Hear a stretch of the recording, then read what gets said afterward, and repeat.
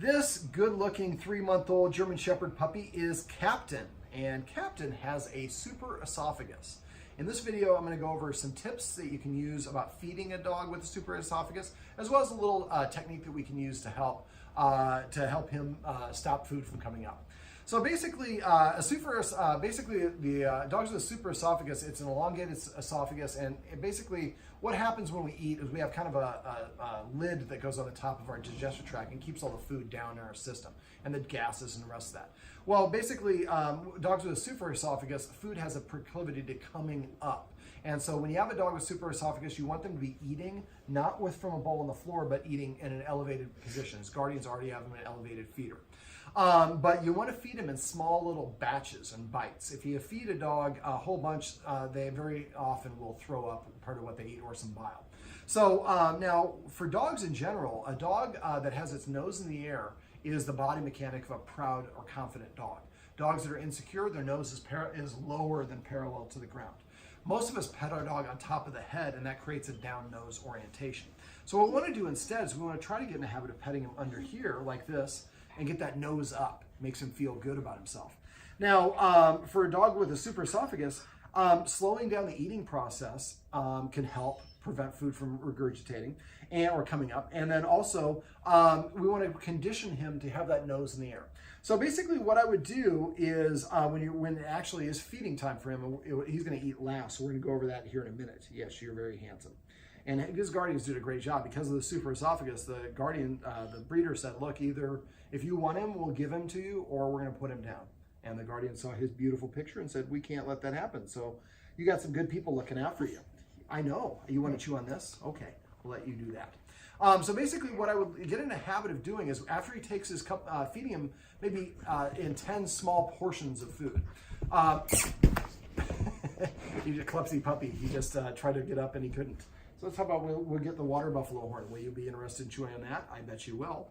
Sit. Come on, buddy. You can do it. Sit. Well, there you go. That kind of seemed awkward, but you did it yourself. All right. So what we want to do is I would feed him a little bit of food out of the elevated feeder. When he eats it, then kind of go over to him and give him a little bit of a massage on his neck to promote that nose up in the air. Come up with a funny command word. I haven't been able to come up with anything on the spot, but you call it yoga or whatever you want to call it. But so he takes a bite, comes over to you, and you just go like this. Oh, yes, I know you want to go down there, but for demonstration purposes, I need to keep your nose in the air. There you go. See how he's nice and relaxed about that? There we go. And then put a little bit more in food in his bowl, and he goes over and eats a little bit more. It comes back over to you and gets that little massage. And say whatever that word is, politeness or manners or whatever it is. You're gonna put your butt to the camera. All right, that'll work. So you say that word every time. Just say it once and just one word. So maybe you call it position. And so every time he takes a bite, comes over to you, you pet him, and then it helps that food go down to start the digestive process. And then after 10, 15 seconds, let him go back and eat another little bit. It's going to be a slower feeding process, but this will help him have successful eating without any of the negatives that come with having the super esophagus. Now, dogs eating is the most important activity for dogs. In the wild, dogs spend 90% of their time looking for food. It is the primal drive of their particular society. And so if we just put food in a bowl, we really throw away a wonderful opportunity to help him respect us more as authority figures. Now, in this house, we have 5 cats that live with him. And being the puppy, it's great. If you have cats, it's great to bring a puppy into a house with cats because they just kind of learn to hang out with the kittens. Or in this case, cats, because they're older. And then basically, what we're in it, and we have an actual phone here, so phone call coming in. That's okay. And so basically, because he likes to chase the cats and he's a rambunctious puppy, we want him to see and identify himself as having less rank or status than them. Because dogs eat in the order of their rank, what I would do is feed him last. The problem is when the cats are up on the counter getting their food, he is all about wanting to get their food or chase the cats. And so we create a little bit of a problem with that. So what I would recommend the Guardians do is get just a straight leash like this. And what you can do is, this is just a straight 4-foot leash. These leashes have a handle on the end. Oh, you're going to chew my rubber band. Thank you. Let me put that on my wrist so that stays with me for later. So what we want to do is go to get a leg of the couch or something he's not going to be able to pull away. Run the couch around it, then take the end of the leash and run it through the handle. So now we create a tether. Now this is a 4-foot leash, you can get a 6-foot leash, whatever appropriate length is. So let's say the counter is over there. So we have the dog in the room with us, but he can't get all the way to the cats. Now a lot of people would just hold the leash. The problem with that is you have movement. Every time the dog pulls, my arm moves and he feels like he's making a little bit of progress. When he goes here, he gets the end. Here it gets the end. It's consistently all the way at the end, and he'll learn not to continue to lurch at it because he's never going to get any more distance. The idea is eventually he just has to wait because and we don't look at him, we don't correct him, we don't chew him out, nada. Now if he starts chewing on the leash, just get a chain leash.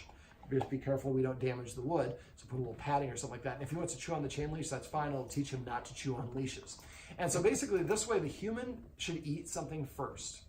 And when he gets done eating it, and it doesn't have to be the actual meal. The actual meal will be better. But if you're going to go out, the couple's going to go out for brunch, they can just go ahead and just get a couple of chips or cracker, a piece of celery, something crunchy, preferably that you eat in 5 more bites. When you get done, then I would feed all the cats. And while the cats are eating, the dog is kept a couple feet away. And so he has to watch the human eat first, then all the cats eat. And once the cats are done eating and they leave the area, then we're going to let him eat out of his elevated feeder the way that I described at the beginning of this video.